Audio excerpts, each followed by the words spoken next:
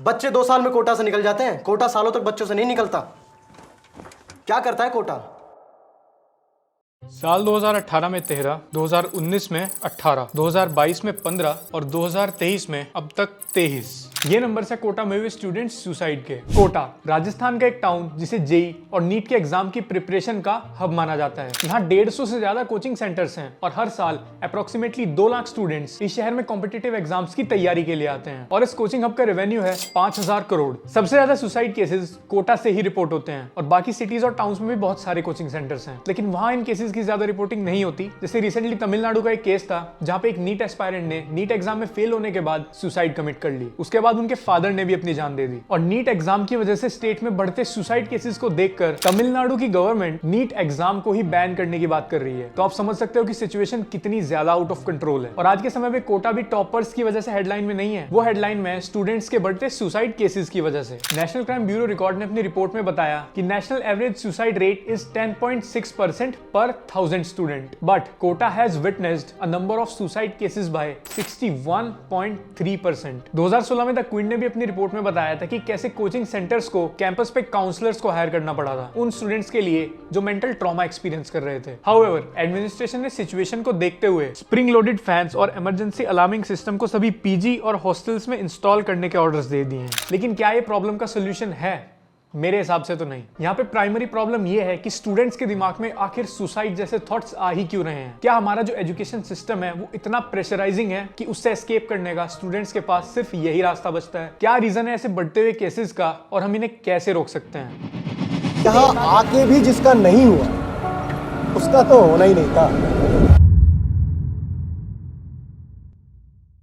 Last year world mental health day पर आई एक report से पता चला कि इंडिया में 81% स्टूडेंट अपने एकेडमिक और एग्जाम रिजल्ट्स को लेकर डिप्रेशन और एंजाइटी फील करते हैं। रिपोर्ट में लिखा गया था कि कुछ स्टूडेंट्स लो लेवल और कुछ मॉडरेट लेवल की एंजाइटी फील करते हैं, जिनमें 28% स्टूडेंट हाई लेवल एंजाइटी और डिप्रेशन को फेस करते हैं। एक दूसरी रिपोर्ट के अकॉर्डिंग इंडिया में हर 100 में से 13 बच्चे सीवियर मेंटल डिसऑर्डर जैसी प्रॉब्लम्स फेस करते हैं। सो इस सब का ब्लेम आखिर किसको जाता है? करेक्ट, हमारे एजुकेशन सिस्टम को। According to a report by the associated chambers of commerce and industry of India, primary school में 87% और हाई स्कूल में 95% स्टूडेंट्स प्राइवेट ट्यूशंस लेना प्रेफर करते हैं। अब आजकल स्कूल्स की रियलिटी तो हमें पता ही है। हमारे यहाँ प्रैक्टिकल असेसमेंट्स पे कम ध्यान दिया जाता है और रट्टाफिकेशन पे ज्यादा। जो ज्यादा रट लेगा उसके मार्क्स अच्छे आ जाएंगे। Education is no more a social work, it is now a business. एक समय पे ट्यूशंस और कोचिंग एक स्टूडेंट के लिए सेकेंडरी ऑप्शन हुआ करता था। अगर कोई स्टूडेंट किसी पर्टिकुलर सब्जेक्ट में वीक है या किसी टॉपिक को वो ग्रास्प नहीं कर पा रहा तो उसके लिए ट्यूशन लगाया जाता था। लेकिन आज के समय में ट्यूशन क्लासेस प्राइमरी हो चुकी है और स्कूल की एजुकेशन सेकेंडरी। तो बच्चों A square plus B square और फिर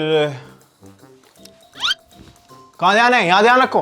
तो ए प्लस बी का होल स्क्वायर होता है A square plus B square.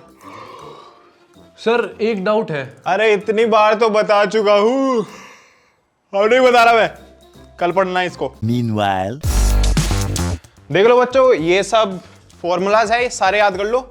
और पहली और दूसरी रो में से सबकी फीस आई हुई है, तो कोई भी बच्चा कुछ भी पूछना चाहे पूछ सकता है।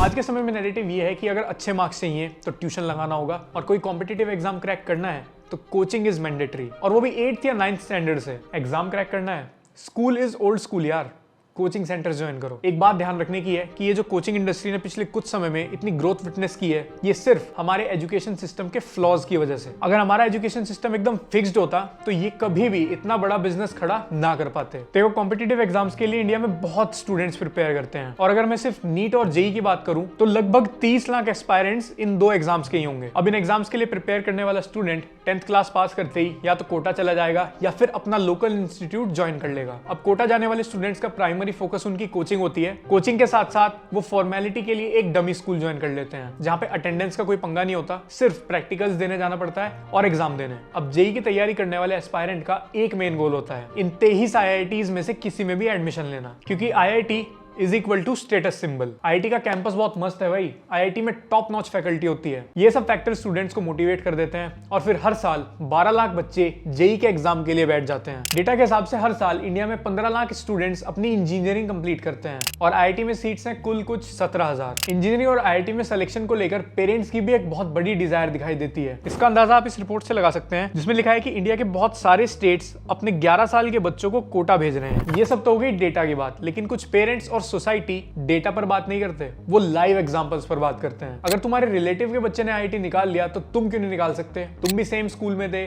सेम कोचिंग इंस्टीट्यूट में थे, ऐसा तो नहीं ना उसके पेरेंट्स ने उन्हें कुछ अलग से प्रोवाइड करा दिया। हर साल कोचिंग इंस्टीट्यूट के ब्रोशर पे कुछ फोटोज छपते हैं और इनकी सक्सेस को देखकर पेरेंट्स को एक ही चीज लगती है, अगर बच्चे को बेस्ट कोचिंग इंस्टीट्यूट ज्वाइन करा दिया, कोटा भेज दिया और उसका आईआईटी में एडमिशन हो गया तो सक्सेस पक्की। और पेरेंट्स की यही एक्सपेक्टेशंस एस्पायरेंट्स के लिए एक बर्डन बन जाती है। अब जेई और नीट की कोचिंग ज्वाइन करने वाला स्टूडेंट्स का एज ग्रुप ज्यादातर 16 से 20 साल का होता है। बच्चों को बहुत छोटी एज में इस कंपटीशन में पुश कर दिया जाता है और उन्हें लगने लगता है कि बस अब यही दुनिया है। उन्हें लगता है कि अगर वो यहाँ पर फिनिश लाइन तक पहुंच गए तो उन्होंने सब अकॉम्प्लिश कर लिया और अगर ना पहुंच पाए तो हमेशा के लिए उन पर एक फेलियर का टैग लग जाएगा। वो अपने पेरेंट्स और टीचर्स को क्या जवाब देंगे? यहाँ पे प्रॉब्लम ये है कि ज्यादातर जो लोग हैं वो वन साइडेड आउटकम ही एक्सपेक्ट करते हैं। कोचिंग सेंटर, टीचर्स और पेरेंट्स से लेकर सब बच्चों को सिर्फ एक ही आउटकम के बारे में बताते हैं, सक्सेसफुल होने के। इन एग्जाम्स को क्रैक करने की जर्नी में आने वाले कंपटीशन, अनसर्टेनिटी के बारे में कोई उन्हें नहीं बताता और ऐसा करते हुए वो एक बहुत ही इंपॉर्टेंट फैक्टर पे मिस आउट कर जाते हैं, वो है स्टूडेंट की मेंटल हेल्थ। देखो, अगर एक इंसान किसी भी कंपटीशन में पार्ट लेगा तो उसके दो ही आउटकम होंगे,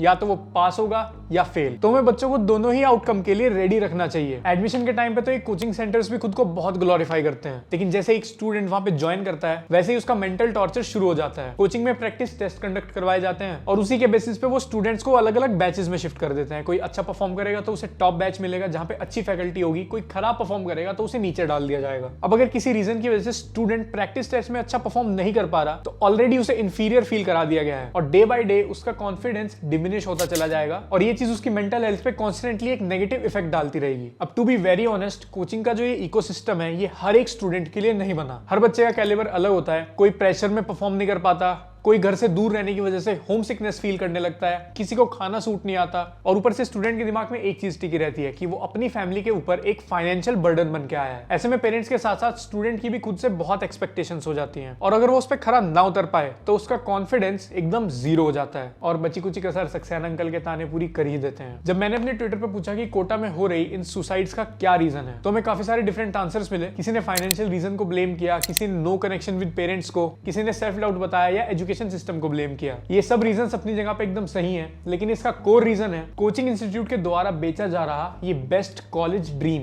प्राइवेट कॉलेज इतने बुरे होते हैं ना, अभी खैर आपको तो सबको आईआईटी मिलेगा, पर जो लोग प्राइवेट में चले जाते हैं इतना बुरा होता है ना, वहां जाके हर पॉइंट पे इंसल्ट होती है, हर पॉइंट पे इंसल्ट होती है। ये सब बातें टीचर्स जो हैं वो स्टूडेंट्स के दिमाग में डाल देते हैं और कभी कभी टीचर्स ऐसा मोटिवेट करने के लिए भी करते होंगे, लेकिन ये गलत तरीका है एक स्टूडेंट को मोटिवेट करने का। स्टूडेंट्स को मेंटर्स के द्वारा ही शुरू से बहुत गलत गाइडेंस दी जाती है। उन्हें आईआईटी क्रैक करने का या डॉक्टर बनने का ड्रीम बहुत सॉफ्टली सेल कर दिया जाता है और वो भी एक बहुत ही फैसिनेटिंग वे में। उस चीज को करियर ना बोल के रिस्पेक्ट से जोड़ दिया जाता है और फिर बिना रियलिटी और सिलेबस को समझे बहुत सारे स्टूडेंट्स यहाँ कूद जाते हैं। फिर शुरुआत होती है इन सभी प्रॉब्लम्स की, रिग्रेट, गिल्ट, नेगेटिव थिंकिंग। देखो, मेरा पर्पस यहाँ पे किसी को भी डिमोटिवेट करने का नहीं है, लेकिन एक रियलिटी चेक बहुत ज्यादा जरूरी है। ऐसा नहीं होता कि आपके ड्रीम कॉलेज में जाते ही आपकी लाइफ एकदम सेट हो जाती है। इस साल मॉनसून में सेंट्रल ने पार्लियामेंट को बताया कि 98 कॉलेज स्टूडेंट्स ने पिछले 5 सालों में सुसाइड किया है, जिसमें से 64 स्टूडेंट्स आईआईटी और एनआईटी जैसे रेप्यूटेड इंस्टीट्यूट से आते थे। एवरेज निकाला जाए तो करीबन 12 स्टूडेंट्स ने एक साल में सुसाइड किया है। आईआईटीज और एनआईटीज का करिकुलम हैंडल ना कर पाना इन सुसाइड्स का मेन रीजन था। और फिर से बात यही आ जाती है कि जिन स्टूडेंट्स का कैलिबर नहीं होता वो प्रेशर में इन कॉलेजेस में आ जाते हैं। अब उसे पेरेंटल प्रेशर मान लो या पीयर प्रेशर मान लो, और due to lack of interest वो इन इंस्टीट्यूट्स में आने के बाद प्रेशर हैंडल नहीं कर पाते। और सिर्फ इंजीनियरिंग ही नहीं, मेडिकल स्टूडेंट्स के साथ भी सेम केस है। 2010 से 19 के बीच में 358 मेडिकल स्टूडेंट्स ने सुसाइड कमिट किया। एवरेज निकाला जाए तो करीबन 39 स्टूडेंट्स एक साल में अपनी जान दे रहे हैं, जो कि इंजीनियरिंग से कहीं ज्यादा है। और करीबन 1166 मेडिकल स्टूडेंट्स ने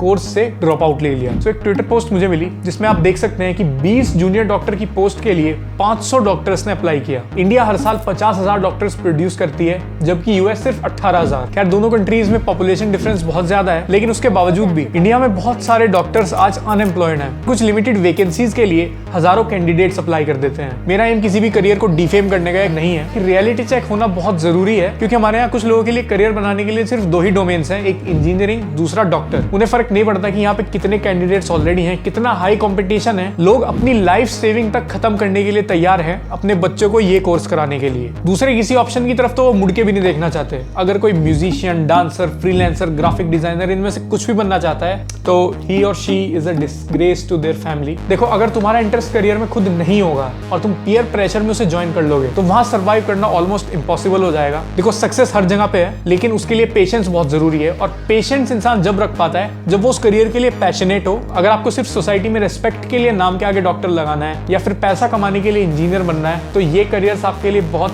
टफ साबित हो सकते हैं। एस्पायरेंट्स जब भी किसी एग्जाम की प्रिपरेशन के लिए घर से बाहर जाते हैं तो उनके रिलेटिव्स और नेबर्स एक नैरेटिव बना देते हैं कि तुम्हारा तो होना ही चाहिए भाई, अगर तुम्हारा नहीं हुआ तो किसका होगा। यहाँ आके किसी स्टूडेंट का सिलेक्शन हो ना हो, पर यहाँ आके भी जिसका नहीं हुआ उसका तो होना ही नहीं था।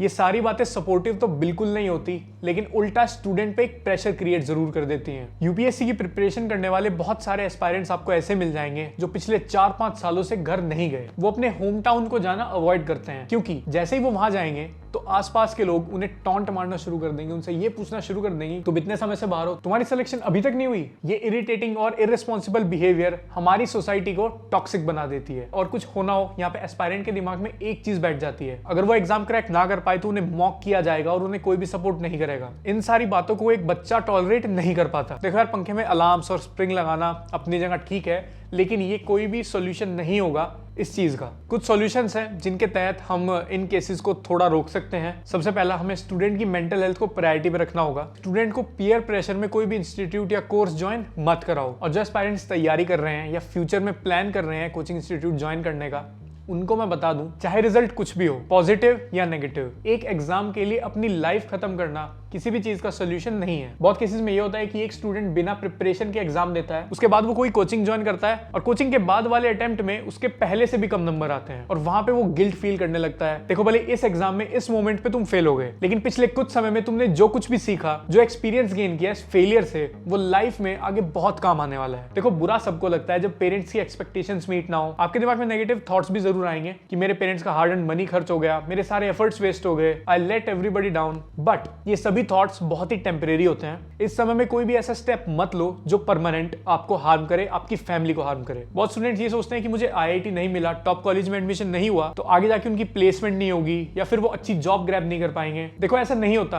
आपके कॉर्पोरेट करियर में भी आपको ऐसी बहुत सारी अपॉर्चुनिटीज मिलेंगी जहां पे आप ग्रो कर सकते हो, बहुत सारी ऐसी स्किल्स सीख सकते हो, ऐसे कोर्सेज परस्यू कर सकते हो जिसमें आप बहुत अच्छी ग्रोथ ले लोगे। बट एक एग्जाम में अच्छा परफॉर्म ना करने की वजह से खुद को फेलियर का टैग दे देना और पूरी तरह से डिमोटिवेट हो जाना ठीक नहीं है। हाँ, कुछ समय के लिए बुरा जरूर लगेगा, but it's not permanent, trust me. और आज के समय में अच्छे कॉलेजेस भी जॉब की गारंटी नहीं देते। आप देखो कि कितनी बड़ी बड़ी कंपनीज एम्प्लॉयज को ले ऑफ कर रही है। डिग्रीज और कॉलेज मैटर नहीं करता, ओवरऑल आपकी स्किल्स मैटर करती हैं, जो आप सिर्फ लॉन्ग टर्म में डेवलप कर सकते हो। इस कॉम्पिटिटिव एग्जाम को क्रैक करने से सडनली वो नहीं होने वाला था। वो अपॉर्चुनिटी आपके पास अभी भी है और लाइफ टाइम रहेगी। हर फील्ड डिग्री नहीं, अच्छी स्किल्स डिमांड करता है। देखो, करियर ऑप्शन कोई भी चूज कर लो, बट सबसे पहले खुद का इंस्पेक्शन करना और फिर डिसीजन लेना। कभी भी ये काम सोसाइटी के प्रेशर में आके मत करना, क्योंकि जब तक आप उस काम को करने के लिए इंटरनली कन्विंस नहीं होंगे तब तक ना आपको सेटिस्फेक्शन मिलेगी, ना ही आप उस पर्टिकुलर काम में अच्छा परफॉर्म कर पाओगे।